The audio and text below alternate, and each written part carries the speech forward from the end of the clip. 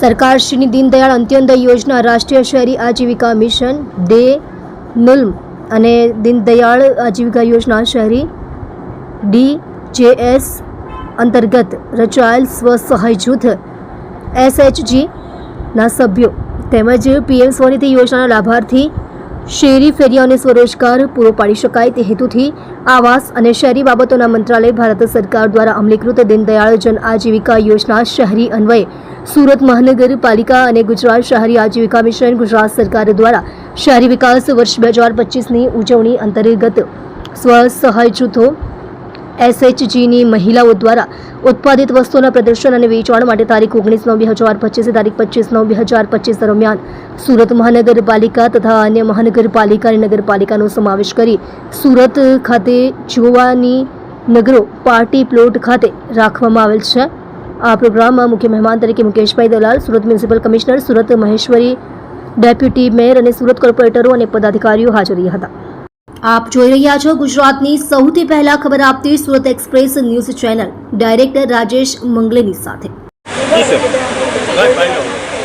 સુરત મહાનગરપાલિકા દર વર્ષે પરંપરાના ભાગરૂપે નવરાત્રિ મેળાનું આયોજન કરતી હોય છે, પણ આ વર્ષે સોનામાં સુગંધ ગુજરાત આજીવિકા મિશન એટલે ગુજરાત સરકાર પણ આમાં જોડાઈ ગઈ છે।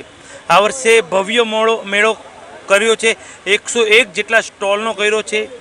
જ્યારે ગણપતિ હોય છે ત્યારે વિસર્જનના દિવસે સ્વસહાય જૂથની બહેનો અને આંગણવાડીની બહેનો જ્યાં વિસર્જનના પોઈન્ટ હોય છે ત્યાં એક સ્ટોલ લગાવવામાં આવે છે। તેમાંથી ગણપતિના વાઘા હોય, ગણપતિના જે કંઈ પહેરવેશ હોય, ઓર્નામેન્ટ્સ હોય એ બધા એકત્ર કરે છે આ બહેનો, અને નવરાત્રિ આવે ત્યારે તેમાંથી ચણિયાચોળી ઓર્નામેન્ટ્સો બનાવતી હોય છે।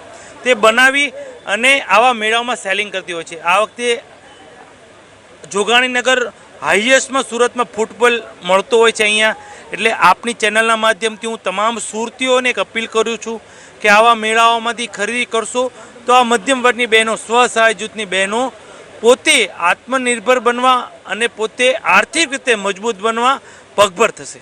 જી, ભારત સરકારશ્રી અને ગુજરાત સરકારશ્રીના માર્ગદર્શન હેઠળ આજે સુરત શહેરમાં સુરત મહાનગરપાલિકા દ્વારા સ્વસહાય જૂથની બહેનો માટેનું એક પ્રદર્શન યોજવામાં આવ્યું છે। આ પ્રદર્શનની ખાસ બાબત એવી છે કે મહિલાઓ પોતે જ આ બધા પ્રોડક્ટ્સ બનાવે છે, એટલે વોકલ ફોર લોકલ અને મેક ઇન ઇન્ડિયાને પ્રમોટ કરતી આ બધી સ્ટોલ્સ છે। મહિલાઓને આ સ્ટોલ સ્વરોજગારી તો પૂરી પાડી જ રહી છે, સાથે સાથે સુરત શહેરના લોકોને આ મેક ઇન ઇન્ડિયા અને વોકલ ફોર લોકલના પ્રોડક્ટ્સ આસાનીથી સહેલાઈથી મળી શકે એમને માટે આ સ્ટોલ્સનું આજે ઉદ્ઘાટન કરવામાં આવ્યું છે। ફૂડનું પણ આ